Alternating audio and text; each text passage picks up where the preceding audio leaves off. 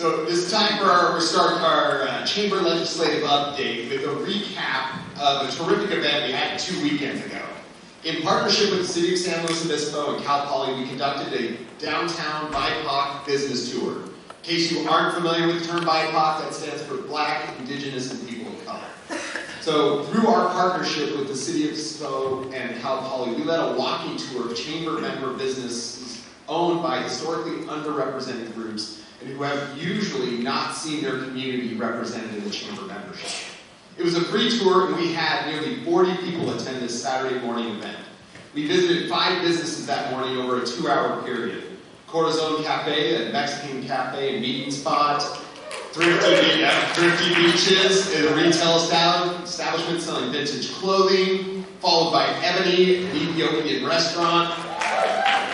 Buendia, they're selling art merchandise all over. There's like 5 of them now. And we finished up at CJ's Barbecue, a southern barbecue restaurant that just opened.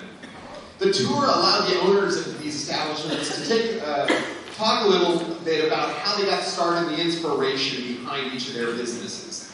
Each business shared examples of their wares and had some quick Q&A with our tour group. The participants in the tour group really enjoyed the opportunity to get to hear about and meet these business owners and find some new businesses they had never been to or hadn't been able to try before.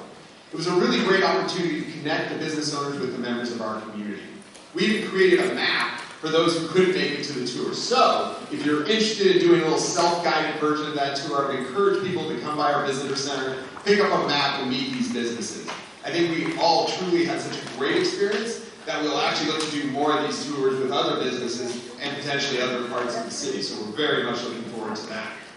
Now on to more specific legislative issues. The City of San Luis Obispo is proposing an amendment to the Airport Area Specific Plan. The Airport Area Specific Plan is the area east of Higuera, Meisner, south to Bashel Lane, and then through Tank Farm Road over to Broad Street around the Kendall Road area. With the new amendment, specific parcels in the specific plan area that are zoned M, manufacturing, or C, commercial service, will now be able to apply to bring housing on those properties. Those properties in the past were not allowed to have housing. There were changes to the airport safety regulations that have been revised that finally unlocked this opportunity. This is an amendment that many in our chamber have been advocating for quite some time. So we're very thankful to the city for bringing this item forward. The Chamber Board has voted to support this amendment with a few thoughts and tweaks that can be made to make this even more effective way to bring forward new housing in our community. The city will be reviewing this amendment at their May 6th meeting, so if you are interested in participating in this hearing and adding your voice or support, we'd recommend either emailing the council or attending the May 6th council hearing. Next, the City of San Luis Obispo is bringing a rate change to its water and sewer rates. Our Legislative Action Committee got the first look at the proposed changes and the information associated with the update. The Council will be releasing the Prop 218 notice at the special council meeting next Tuesday, April 29th.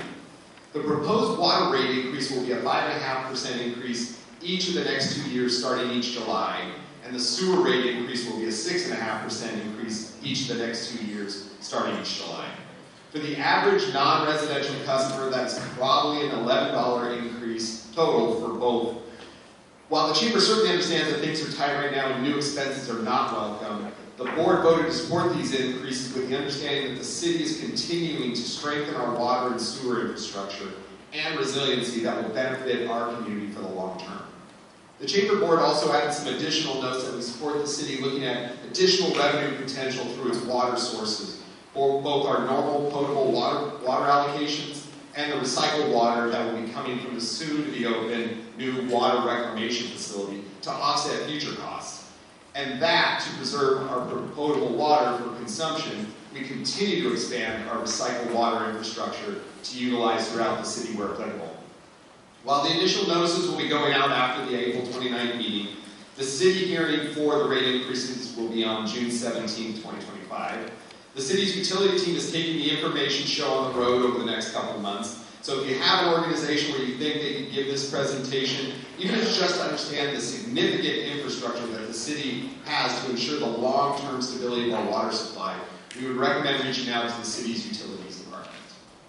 Finally, while we obviously don't have an inside track to influence the president's view on tariffs, I don't think anybody does, We think it's important to ensure that the story is getting out on how these ridiculous tariff wars are damaging not just big multinational corporations, but our local small businesses. I've had many conversations over the last weeks with businesses on the impacts of the president's tariff policies. It's not just that things are more expensive. I'm talking with businesses who can only get certain products or supplies from vendors from outside our country with no chance to find those options domestically.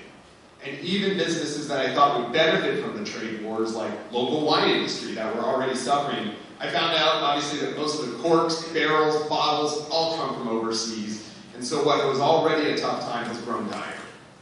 I bring this up because I don't want our local businesses to have to go stand in front of cameras or on social media and tell their story and face potential backlash. If you know of businesses who want to share their story, please refer them to us at the Chamber, and our team will work to share their stories and keep telling the story through media, social media, to our community, that it is more important than ever to support our local businesses. The Chamber is committed to keeping you informed and advocating for policies that support a thriving economy. We encourage you to stay engaged, attend upcoming local government meetings, and share your perspectives. These decisions shape the future of our business environment, and your voice is an important part of that process. Thank you for staying involved, and we'll continue to keep you updated on the key issues.